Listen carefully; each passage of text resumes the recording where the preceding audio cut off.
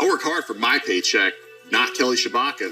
A federal investigation found Shabaka overbilled taxpayers for 596 hours while working for the government. She overbilled taxpayers for 15 weeks of work, and you and I paid for it. Her excuse was that she was engaging in fitness activities. Engaging in fitness activities? And now she wants to be a senator? Go take a hike, Kelly. The United Association is responsible for the content of this ad. Bailey's Furniture is now having a never-before-seen overstock sale. Here at Bailey's, we have thousands of items that are not only in stock, but all of it must go at a one-time-only reduced price. Take advantage of additional discounts on our Everyday Buddies price and even on clearance items. That includes living room, bedroom, dining, and youth furniture, plus everything else in the store. Come in while we're overstocked with quality furniture and mattresses, all at slashed prices.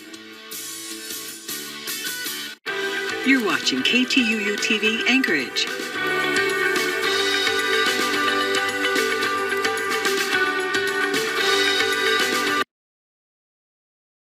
You're watching Alaska's news source. With her left hand on the Bible and her right hand raised, Mary Peltola made history today as she was sworn into the 117th Congress. She is the first Alaska Native in U.S. history and the first woman from Alaska to represent the state in the House. She will now serve out the remainder of late Congressman Don Young's term through January of next year. And while Congressperson Mary Peltola remains in Washington, people gathered to watch her ceremony here at home.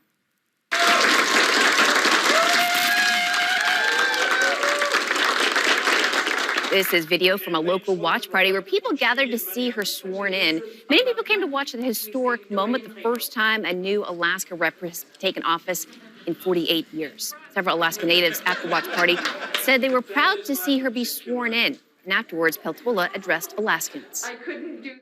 I intend to work my very hardest to walk in Don's footsteps and carry on his legacy to the best of my ability to work for all Alaskans. And I just really appreciate this opportunity and thank you for sharing this moment with me. And it has been wet off and on today, but it seems as though the sun is trying to break out. Let's check in with Melissa Fry in the Weather Center for tonight's forecast. Yeah, it all depends really on what side of town you are on. If you're on the south side of town, you're going, I don't know what sunshine you're talking about. That rain, it's been coming down. This is a live view of current conditions up at Glen Alps. You can see a lot of water even on our camera lens there this evening, and more showers are pushing through. Those will move across the city here tonight, but check out what it looks like in Midtown. A bit of a different scene. We do have some brighter sky, no rain at the moment, and temperatures also quite a bit different from one side of the city to the other. 55 degrees out on the west side, where we are also seeing some breezy winds out of the southeast at about 16 miles per hour. But here at Alaska's Weather Source, we are up to 61 degrees, the warmest we have been in a while. Still seeing those mid-50s on the east side town, 53 out in Eagle River. We are seeing some isolated showers up in the valley, scattered showers on the Kenai Peninsula and across Prince William Sound. So for the remainder of this evening into tomorrow morning, you still want to be prepared for those showers moving through, even though we are seeing some sun breaks here and there. Temperatures will fall to the mid to upper 40s overnight. And then tomorrow, we do still have a chance for a shower popping up. But for the most part, we're going to see drier conditions for your Wednesday, more sun breaks in the mix, and high temperatures back into the mid-50s. Showers lingering in the morning in the valley. We'll continue to see scattered showers in Seward as well. And then down into southeast, that is where we're looking at very wet conditions, especially up north, but even spreading into Juneau. Be prepared for a soggy Wednesday. We do have more sunshine in the mix, but also some additional heavy rain with a typhoon headed toward Alaska. All those details here in a few minutes. Oh, my goodness. All right. Thanks for the warning there. Yeah. Well, Anchorage broke records this year with the highest jump ever recorded in rental costs, according to the Alaska Department of Labor and Workforce Development. Yet economic experts say this jump has been a long time coming. Georgina Fernandez explains. It's a leap for the record books. Pinches in ways that nobody expected. Anchorage is seeing the largest jump in rental prices ever recorded. From 2021 to 2022, rental prices soared up 14.2%. according to the Alaska Department of Labor and Workforce Development. And is demonstrating catch-up from the COVID period in which we saw rents kind of held in place due to the protections on evictions as well as other related factors, people just basically not moving out on their own at that point in time. That average rental bill costing Anchorage residents $1,339 per month. About 24% of the average resident's monthly income goes to rent, according to a recent study in the Alaska Economic Trends for September 2022. It's caught up with where we should have been anyways due to the normal progression of rental rates that we've seen in recent years. With an average jump of 2%. Since 2007. Definitely, a wake up for a lot of folks out there trying to find an apartment that they can afford. All at the same time when finding a property to rent is slim pickings. What we've heard from the Department of Labor is about a 4% vacancy rate. I've got some of our local landlords that I have talked to recently that are telling me that their vacancy rate is 2% or less. Yet, compared to other places in Alaska, Anchorage still is seen as one of the more affordable places to call home. The study states that most places require between 22 and 27% of a resident's monthly income, with locations like Sitka costing residents 31% of their paycheck. Georgina Fernandez, Alaska's news source. Well, a 2-year project addressing food security is finally complete. The Alaska Food Policy Council released its Food System Action Plan late last week. That was funded through a USDA Regional Food System Partnership grant. The project focused on creating a network of food system leaders in 13 different regions across the state. Each region looked at their local food systems and shared how they connect with others around Alaska through food and social asset mapping. The goal of the project is to explore ideas on how to make the state more self-sustainable in terms of food security and to create a 10-tier statewide food security plan. We are hoping to use this to create what we're calling the Alaska Food System Network. So a way for people to gather and talk and share resources and stories about their own community's successes and failures, and really be a support network for building out the food system that we're all visioning. Now, the Alaska Food Policy Council has laid the groundwork. The nonprofit plans to continue to build on it by applying for another USDA Rural Food System grant next year. Anchorage police have released the name of a man that was found dead near Tudor Road and the Seward Highway at the beginning of the month. APD says the body of 39-year-old Jason Miller, who was found September 3rd, police initially wrote that the death was suspicious in nature, but later reported that Miller's death is being investigated as a homicide. According to an APD spokesperson, no charges have been filed. A man is in custody tonight following a disturbance along the Seward Highway near Diamond Boulevard last night. According to police, 32-year-old Walter Sebwena was wielding a knife at the interfacing at the flow of traffic. APD says they asked him multiple times to stop, and when he didn't, they arrested him. Hundreds of people smuggling into the U.S. in brutal conditions, including hiding people in suitcases and wooden crates. That is all according to the Justice Department today, following the arrests of 8 people accused of running a human smuggling operation. 8 people, including the leader of the organization, were arrested across the United States, and they are all facing federal charges in Texas. The DOJ says that hundreds, possibly thousands of citizens from Mexico, Guatemala, Colombia were all victims of the operation. So the message to human smugglers should be crystal clear. You will not be allowed to operate with impunity. U.S. law enforcement will continue to aggressively target you and your illegal operations for disruption and dismantlement. Around 120 people are facing charges because of Joint Task Force Alpha work. Task Force is made up of the DOJ, Department of Homeland Security, federal prosecutors, and law enforcement. A man is making a trek from L.A. to New York City to raise awareness about human trafficking and the murders of women of color. Franz Beasley's mission will take him 4,000 miles all on foot. Beasley is with the nonprofit Respect Our Daughters. The journey started in May, averaging 35 to 40 miles per day. Now, since then, he's met with families of murder victims and talked with social service agencies and gained attention of lawmakers across the country. He hopes to be in New York City by Thursday. Still ahead, the U.S. has confirmed its first monkeypox death. When we return, we will take a look at the case and what the immunocompromised should be aware of. This newscast is brought to you in part by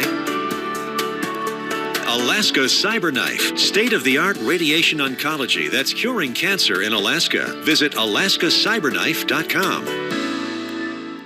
As many of you know, I beat breast cancer with a positive attitude and the team at Advanced Oncology Associates. What you may not know is that AOA is a family of cancer treatment centers all across Alaska. And the newest addition is AROC, Anchorage Radiation Oncology Center, located in Midtown, a state-of-the-art facility outside of a hospital setting and closer to where you work and live. Hope is here. And indeed it is, right here in Midtown Anchorage. Bailey's Furniture is having a warehouse inventory blowout sale. We're overstocked. Now our problem means huge savings for you. Get discounts off our clearance prices and our everyday already low Buddies price. This is your chance to save like never before on any of our mattresses or amazing bedroom sets. Includes all of the popular sizes along with our just in stock wall beds. Come in while we're overstocked with quality bedroom sets and mattresses all at slash prices. Mary Peltola is running for Congress to represent us from a small Yupik fishing village on the Kuskokwim River. 5 terms as a state legislator from Bethel. 8 years as chair of the bipartisan Bush Caucus, delivering on development in Alaska. Proud Coast Guard mom. Fishing boat captain at age 14. And the only candidate who will protect our privacy rights and the freedom to choose. I'm Mary Peltola, and I approve this message. You're watching Alaska's news source. The first death from monkeypox has been confirmed in the U.S. While deaths from the virus are extremely rare, officials are sending out a warning. Mandy Gaither has more on what we need to know about the person who died and what those with weak immune systems should do if they suspect they have been infected.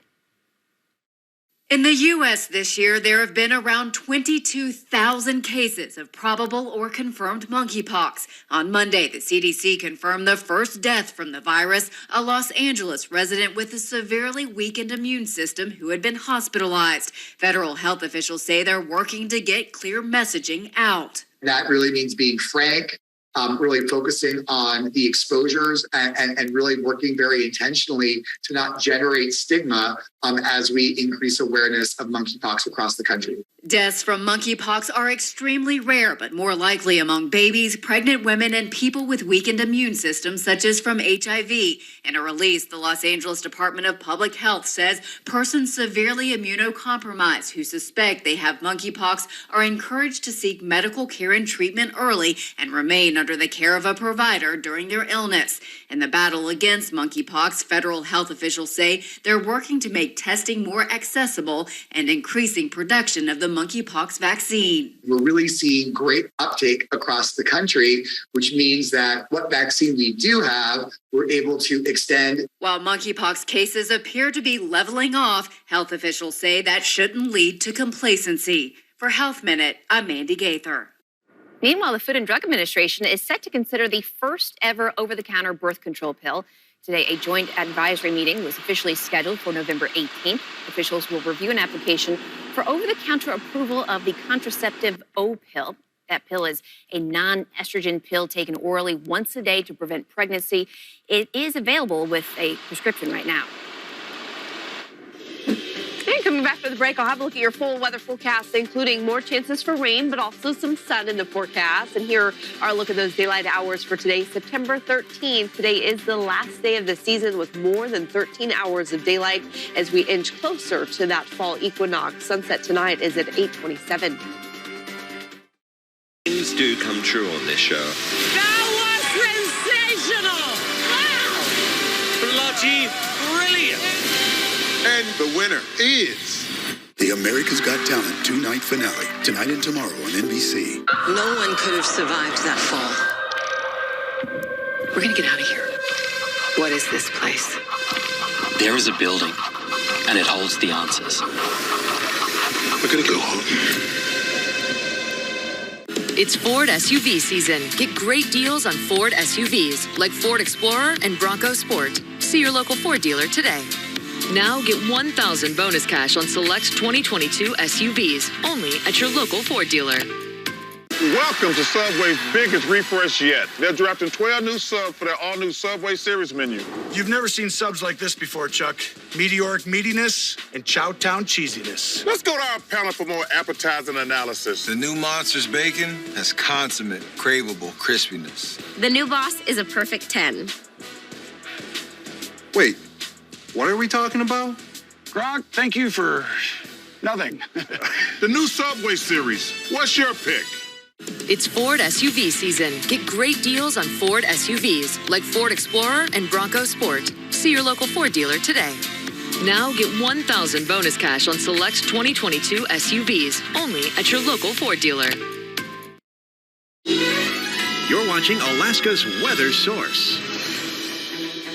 Welcome back. We've been seeing some wet weather off and on today. Some nice sun breaks and dry conditions in between, of course. But this is that view from Glen Alps where we are still seeing some water on the camera lens, and you can see more showers pushing in off from the inlet tonight. There is more where this is coming here for about the next 8 hours or so. This is what it looks like in Midtown. You can see the camera bouncing around just a little bit there in the breeze. We are seeing some strong dynamics. You can see with those towering cumulus clouds and temperatures right now sitting at just 55 degrees. Those gusts as high as about 16 miles per hour. And looking at those conditions here across the city, you can see nice and comfortable here in Midtown, currently sitting at 60 degrees. We are seeing scattered showers as you head here across South Central up into Talkeetna. Still seeing that rain coming down. Also still seeing some wet conditions as you head there across Prince William Sound. And it is Prince William Sound that we're going to continue to see the wettest conditions here over the next 24 hours. As for Anchorage, again, just a few chances for showers here tonight into tomorrow morning. But then for the second half of our Wednesday and into Thursday as well, we will see some more pleasant conditions, some more rain, again, just to our south, but drier conditions here for most of South Central. And here are a look at those rainfall totals so far for today. It has been about 4/10 already here for Anchorage, which that does push us into the first category for the wettest year to date on record.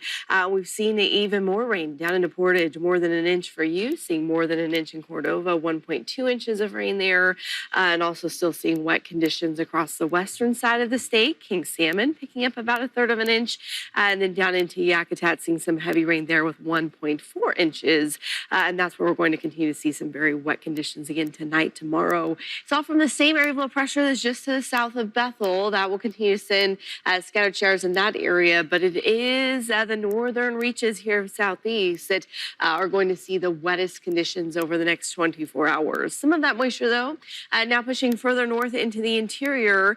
We do have some white on the map once again here on the higher elevations of the Alaska Range. That is snow that is currently falling. We're going to likely see a couple inches of wet, sloppy snow up above 3,000 feet here over the next 24 hours through the Alaska Range. Further to our west, there's not a whole lot going on in the Aleutians right now. In fact, we do have high pressure building in there, keeping conditions dry. But well down to the south, this is a typhoon, and a pretty strong, impressive one. It's Merbok. It is going to travel to the northwest here over the next 48 hours, gaining strength with sustained winds over 100 miles per hour. And eventually, that's going to bring some very high winds and wet conditions through the Aleutians and into western Alaska later in the week. As for South Central, we get a break from the rain here Wednesday afternoon, most of Thursday dry as well. For Anchorage, most of the valley and the Kenai Peninsula. But then once we get into Thursday night, that's when we'll start to see that moisture pushing in from the west. Here we are about dinner time, just starting to see that rain showing up. We'll see wet conditions at the end of the week. In southeast, do be prepared for heavier rain up north, showers eventually moving down south in the second half of the day. High temperatures back into the mid to upper 50s for you. Again, just showers lingering through the morning on the Kenai Peninsula with the exception of Seward. You'll continue to see Scattered showers into the afternoon. Still seeing those scattered showers across Prince William Sound and up into the Cop River Basin tomorrow. For the valley, chances for showers most of the day, but most of that will be confined to the early morning. High temperatures will get back into the mid-50s tomorrow. And for Anchorage, again, we'll see chances for showers tonight into tomorrow morning, but then most of your Wednesday will be dry. Most of your Thursday also dry. Not seeing that rain pushing in again until about dinner time Thursday. Wet weather for us on Friday. Again, that'll be the leftovers of that typhoon. We'll see some showers lingering into Saturday, but then we're done. We get a break there for the rest of Saturday and Sunday. The sunshine, at least some of it, returns. Perfect. Thanks, Melissa. Up next, the January 6th committee met in person for the first time in weeks. We'll tell you what was said and how the investigation looks moving forward. The first bus cohort shift in the Anchorage School District is happening now. Drivers should expect heavier traffic around Begich and Wendler Middle Schools and Bartlett and East High Schools. Please avoid any unnecessary travel near these areas during drop-off and pickup times. If you must go through these neighborhoods, remember, drive slowly and be alert for students crossing the streets. Thanks for doing your part to help our students get to and from school safely. Is bad weather making it hard to drive? Trust Battle Vision Storm, the revolutionary glare reduction glasses that turn your sight bright during bad weather. Battle Vision Storm uses light optimizing lenses that block blue rays so you see clearly in heavy rain at night or blinding snow during the day. Heavy rain, snow, sleet, or fog can make driving impossible. Not with Battle Vision Storm. And they're not just for storms. They turn night to bright, even in perfect weather.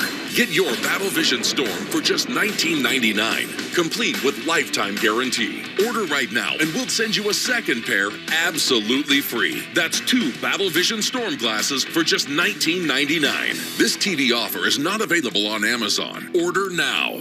Call 1-800-909-8626 or visit battlevisionstorm.com. So call 1-800-909-8626 now.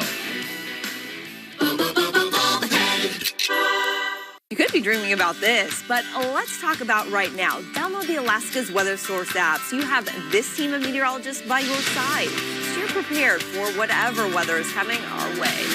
Everywhere I go. You can connect to the day's biggest news and statewide forecasts with the Alaska's News Source podcasts. Go to alaskasnewssource.com. It's never been easier to stay informed on your time. Take Alaska's News Source everywhere you go.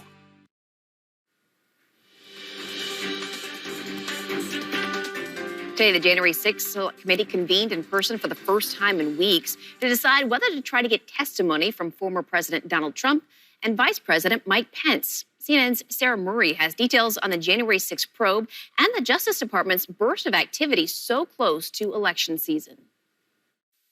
A flurry of investigative activity just ahead of the Justice Department's pre-election quiet period, putting its investigation into focus. The Justice Department and the FBI are all in pursuing what prosecutors and agents referred to as logical investigative steps. DOJ issuing dozens of subpoenas to current and former aides to Donald Trump involved in his efforts to overturn the 2020 election, as prosecutors seek more information about how different aspects of Trump's election reversal gambits fit together. Sources also telling CNN investigators seized a phone from Trump advisor Boris Epshteyn. This has been a countrywide steal, a countrywide operation by the left to defraud the American public and to steal this election from President Trump, who allegedly helped coordinate Trump's efforts to overturn the 2020 election results. Also hit with new subpoenas, Dan Scavino, Trump's former deputy chief of staff, and Bill Stepien, 2020 campaign manager to the former president. There were two groups of them. We called them kind of my team and Rudy's team. I didn't mind being characterized as being part of Team Normal. What began as a probe into the U.S. Capitol attack, expanding with subpoenas seeking information on fraudulent electors, funding vehicles supporting Trump's attempt to overturn his defeat, and Trump lawyers, my goodness, this is how you win cases. Pushing election fraud claims in court. There's investigations into the crimes of violence and rioting that happened on the grounds of the Capitol. There's obstructing the Capitol, which is obstructing the work of Congress. There's potential campaign finance violations being investigated on account of former President Trump's Political Action Committee. DOJ also demanding subpoena targets hand over any information requested by the House committee investigating January 6th, whether those documents were produced or not. Assigned prosecutors are looking at possible attempts to obstruct investigators. As the Select Committee returns to Washington. We're having very productive deliberations today. And weighs whether to begin handing more information to DOJ. Now that the Department of Justice is being proactive in issuing subpoenas and other things, I think it's time for the committee to determine whether or not the information we gather can be beneficial to their investigation. Still ahead, if you want to hike this week, Melissa says tomorrow will be your window of nice weather. So join us after the break for the final look at that forecast. Right now, our nightly news exclusive, human trafficking and the toll from the rise of legal marijuana in the U.S. and the Twitter whistleblower sounding the alarm to Congress about security flaws on the popular platform when we see you tonight. This newscast is brought to you in part by Sadler's. For better quality home furnishings, step up to Sadler's.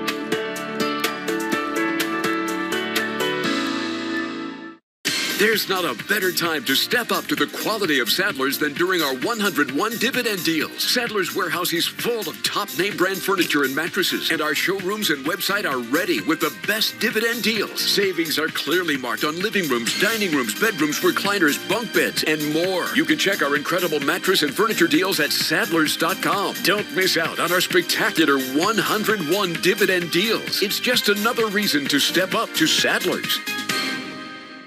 Sometimes medical emergencies require a higher level of care. Alaska visitors and residents can rely on LifeMed Alaska for medevac services in-state and from Alaska to anywhere in the country. Taking care of Alaska is in our blood. We have numerous state-of-the-art services exclusive to Alaska Medevac. And with LifeMed Alaska membership, just $49 per year covers your entire family for any air or ground medical transport. Give your family the peace of mind they deserve. Ask for LifeMed Alaska. The lower 48, they're after us again. This time, Joe Biden is trying to take our guns, and Lisa Murkowski is helping him. Murkowski voted for red flag laws to restrict your Second Amendment rights and subject you to federal criminal investigation. It's no wonder the NRA dropped Lisa Murkowski's endorsement. Kelly Shabaka, the NRA gave Kelly an A rating, and Gun Owners of America endorsed her. Kelly will fight the lower 48 to protect Alaskans' constitutional rights. I'm Kelly Shabaka, and I approve this message. Well, opening the playing field, or in this case, the running field.